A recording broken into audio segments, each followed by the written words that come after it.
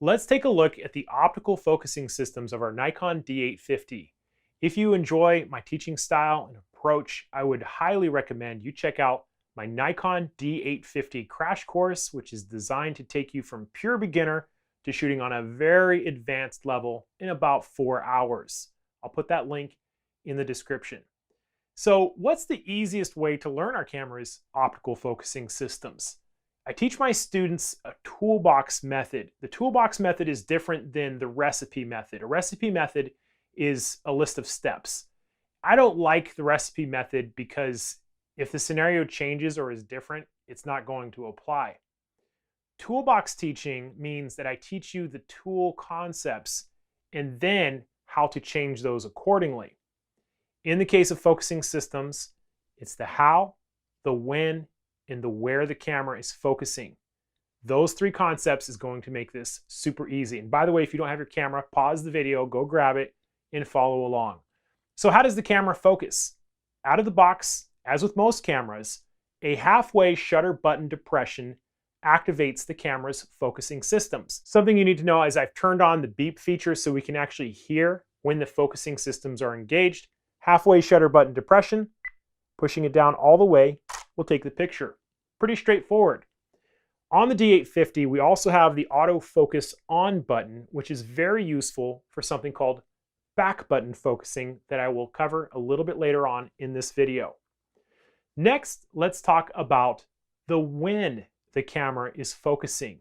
This has to do with the camera's focusing modes, which can be accessed with the mode switch right here. It's kind of an obscure place for control next to the lens mount, just below the lens release. You'll see a switch there that says AF and M. On the top of that switch, you're going to notice a button. So anytime we change a focusing mode or a cluster, we're going to push this button, and then looking through the viewfinder, if we rotate the rear control wheel, you're going to notice that we have these letters on the bottom of our screen changing. AFS stands for autofocus single focusing lock. And what this means is that once we engage the camera's focusing systems, if we hold that halfway shutter button halfway down, focus will stay locked. It will not change. This is ideal for shooting non-moving subjects, such as people who are cooperating with you, not children, landscapes, food photography, things of that nature. So if you want to get a focusing lock, autofocus S. And in a later lesson on the crash course in the portrait section, I'm going to teach you something called recomposing. That's where you get a focusing lock and you move the camera to make the subject more aesthetically pleasing. Push it down all the way when you're ready to take the picture. So that's autofocus single, best for one-time focus lock on non-moving subjects. Autofocus C, AFC, stands for autofocus continuous. This is a repeated predictive focus. It's going to focus over and over and over again. And something you're going to hear is that we don't get that beep noise. No beep. And the reason is the camera is constantly focusing over and over again. Now in both AFS and in AFC, when the focusing systems are engaged, you're also going to notice in the bottom left-hand corner, we have this little white circle. That means the focusing systems are engaged. So we've talked about the how, we've talked about the when, and how to change those modes. Autofocus single, autofocus continuous, push this button here, rotate the back wheel. Now let's talk about the where. This has to do with the camera's focusing squares. I also lovingly refer to them as focusing clusters. As a quick side note, if you are on autofocus single, you will not see all of the clusters. It's best to do this on autofocus continuous. So pushing and holding the autofocus selector button down, now we're going to rotate the front control wheel. So as we do this, looking through the viewfinder, you're going to notice that these focusing squares and dots are changing in the focusing grid of our viewfinder. We also get these different letters in the bottom right-hand corner. The most important focusing cluster, I believe personally, for my type of shooting, is a single focusing square. This is one square, also designated with S, and you're going to notice that when you push on the directional pad or on the joystick, you can control the position of this square. So looking through the viewfinder, I'm moving this square around. Very nice. The reason why this is so wonderful, it gives us very specific control of where the camera should be focusing in the viewfinder. This one little area. I use it probably about 80% of the time. Something else you should know is that after you've moved the focusing square, if you push on the set button, the center button of the control pad, that will reset it to the center. Pushing into the camera body on the joystick will act as your auto exposure lock. Just a quick side note there. Let's take a look at some of the other focusing clusters. Again, pushing and holding the autofocus control button down, I'm going to rotate my front control wheel, and now I see something that says D9. It's a square with 8 little points around it. The idea of the focusing clusters, the general idea is that as you expand the area, the camera is going to be looking around that focusing. Within those dots or squares, that's where the camera is looking. Now, as a side note, the dots are focusing points the camera uses.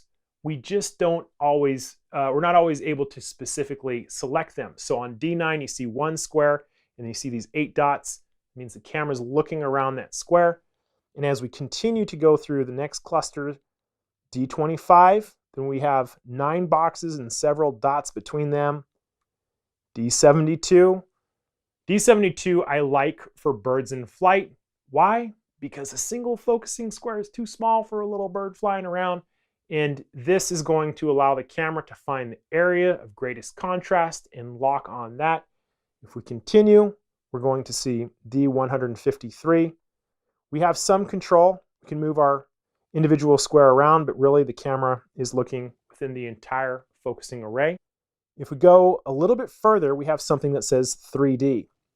The 3D focusing cluster is unique in that when we engage focusing and hold our shutter button halfway down, the camera is actually going to change which focusing square we're using, and it's going to track moving subjects. Try it out right now. Get a focus on something, hold it down, and then move the camera around, and you're going to see that that box is changing.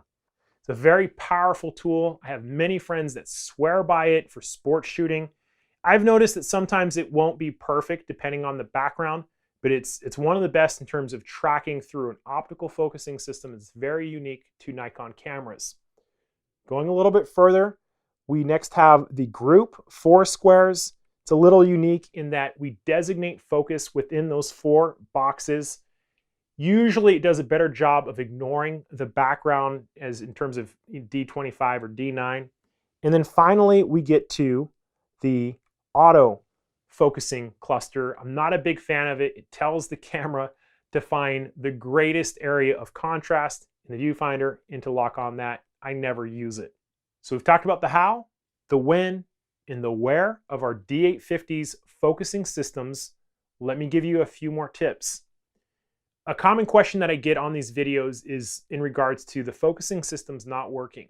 So if your camera's focusing systems are totally not working, it's probably one of a few things. Number one, most lenses have an autofocus to manual switch. If that switch is on manual, autofocus will not work. It's the first place you should look.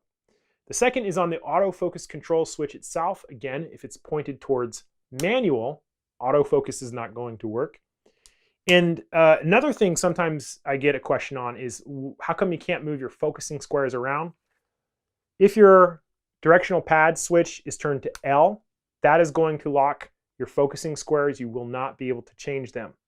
Real quick, let's talk about back button focusing, which is a phenomenal technique if you do a lot of sports shooting. For beginners, I recommend holding off on it for now, but as you get more comfortable, you're going to want to customize your camera specifically for the way you shoot. Back button focusing removes autofocus from the halfway shutter button depression, and we will engage it using the autofocus on button only.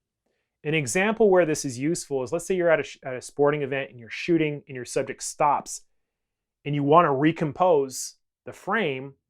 The problem with halfway shutter button depression is if the focusing square is on the background and you push that down, it's going to jump on the background.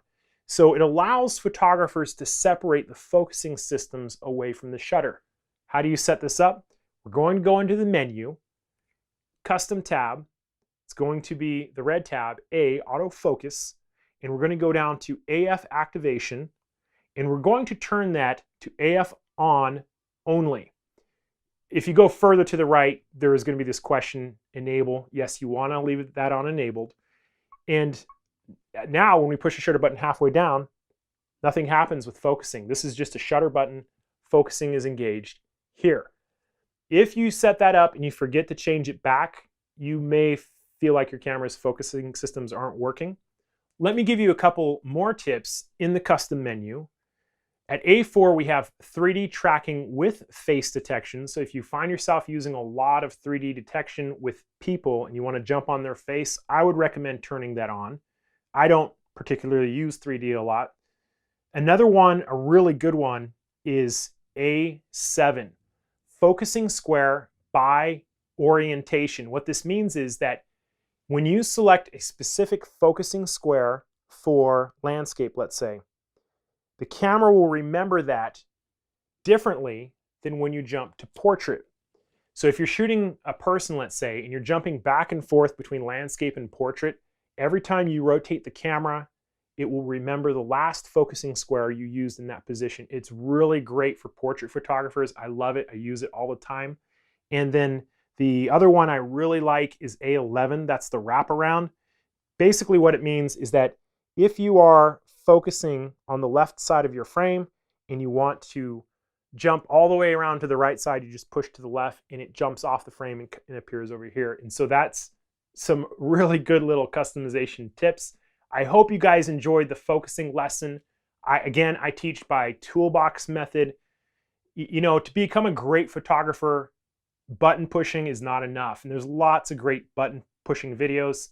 My D850 crash course starts off with photography basics, goes into composition, digital basics, camera operation, menus, and then I show you how to put it all together. It's an all-in-one course, the best investment you can make for learning specifically with your own camera. In any event, I thank you guys so much for your support. I'll put the links in the description. Thank you for watching, and I'll see you next time. If you found this video helpful, you might be interested in one of my many courses on DSLRs as well as advanced techniques. They're available worldwide by download, and they come with a 100% money-back guarantee. You can order them from the following link.